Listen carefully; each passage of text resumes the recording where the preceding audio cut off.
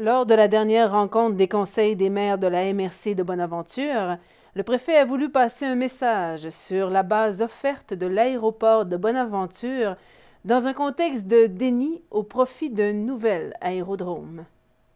Je pense qu'avant d'aller voir ailleurs pour avoir des plus gros avions, il faudrait peut-être essayer de remplir nos petits avions. Et c'est important. Et depuis quelques mois, on a des problèmes avec la desserte aérienne de Bonaventure. Pas juste à Bonaventure, automatiquement aux îles de Madeleine et Montjoli. Les taux, c'est très élevé pour voyager. Les heures de vol ont été drôlement modifiées. Et c'est tout ça que le comité qui est en place, ou bien qui n'est pas compétent encore, M. Odette nous le dira, c'est là-dessus qu'on va mettre notre énergie. Encore une fois, il ne faudrait pas que certaines personnes qui travaillent sur le projet d'aéroport qui est international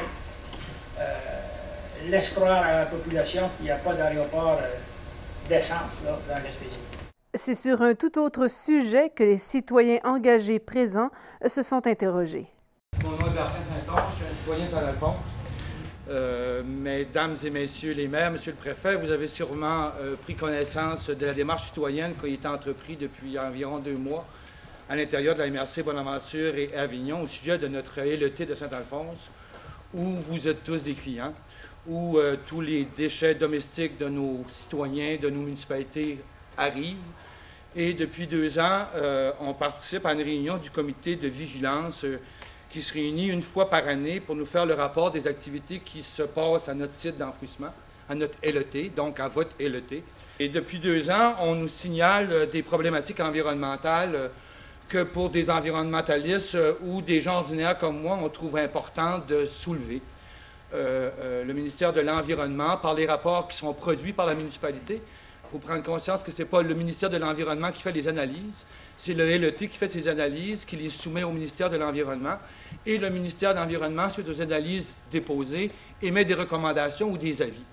Et ça fait 2 ans de fil qu'on a des avis qui nous inquiètent comme citoyens, qui nous inquiètent beaucoup pour la qualité de l'eau, pour la qualité de l'environnement et les rejets à court terme, et aussi à long terme. Je le sais, les problèmes d'argent que vous avez à gérer. Je le sais comment on n'a pas d'argent et qu'on gère de la petite misère des municipalités, j'en suis très conscient. Mais le constat qu'on faisait, par exemple, à l'analyse du LET, c'est qu'on se rendait compte que notre LET génère des surplus. On ne sait jamais comment l'appeler, là, c'est un mot magique qu'on a de la misère à dire parce qu'on soulève des passions. Mais ce qu'on sait, c'est qu'il y a des argents, des profits qui sont générés par le LET de Saint-Alphonse et qui sont retournés dans les municipalités. Je n'ai pas de problème avec ça. Hein. En soi, on n'a pas de problème avec ça. Mais nous, ce qu'on dit, c'est qu'on retournera des argents dans les municipalités lorsqu'on nous aura fait carrément la preuve qu'on a atteint nos objectifs de rejet environnemental, qu'on a atteint nos objectifs de collecte des matières résiduelles, qu'on a atteint notre objectif de mettre en place le plan de gestion des matières putrécides. Le nouveau pacte fiscal nous a reporté ça dans le temps, malheureusement. On espérait que ce serait en 17. On se rend compte que c'était tassé en 22, je pense. C'est pas parce que ça a été tassé que c'est pas à réaliser. Et nous, ce qu'on dit, c'est que on a la chance, comme territoire municipal, les 2 MRC, Avignon et Bonaventure, on a la chance d'être en régie. C'est-à-dire que ce LET-là, il appartient à notre population. Ce LET-là, il régénère des revenus, il régénère des profits qui vont, à mon avis, devraient servir à améliorer tout ça. Puis quand on aura notre LET, puis qu'on aura tout mis nos structures en place, puis qu'il nous restera de l'argent, bon, on en fera des retours d'argent dans les municipalités. Mais d'ici là, de grâce, investissez ces sous-là dans la protection de l'environnement. Investissez ces sous-là dans l'avenir de vos enfants. J'aimerais ça aussi vous faire remarquer, messieurs les maires et mesdames les maires, que la journée qu'on va commencer la collecte des déchets putrescibles, les fameux bacs bruns, là, bien, le jus de poubelle au LET, là, il va diminuer de plus de 60 %. Hein? Sachons-le. Puis la journée qu'on va diminuer le jus de poubelle au LET, on va diminuer la pression environnementale. Ça va être encore sérieux dans 100 ans, quand le jus va continuer de sortir. Il va falloir le surveiller, ce dépotoir-là. Encore au moins 200 ans. C'est pas une farce que je dis là.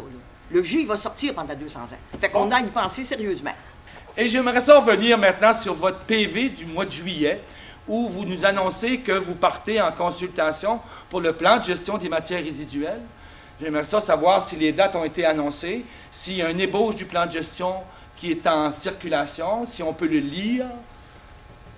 Parce que là, on nous dit qu'on s'en va en consultation, mais on ne sait pas sur quoi on va nous consulter. Ça serait peut-être intéressant qu'on puisse en prendre connaissance du plan de gestion des matières résiduelles pour que lorsqu'on se présentera dans une réunion de consultation, on saura sur quel pied danser et sur quel doigt taper s'il faut taper sur un doigt. Le projet de PGMR devrait être disponible sous peu, peut-être d'une semaine ou deux. Nous autres, on va l'envoyer aux municipalités. Il va être sur le site web de la MRC. Il va être disponible pour consultation. Puis au niveau, parce que vous parlez de la consultation publique, il va en avoir 3 dans les 2 MRC, soit une à Passediac, une à New Richmond, une à Matapédia. Ça va être dans le courant de l'hiver.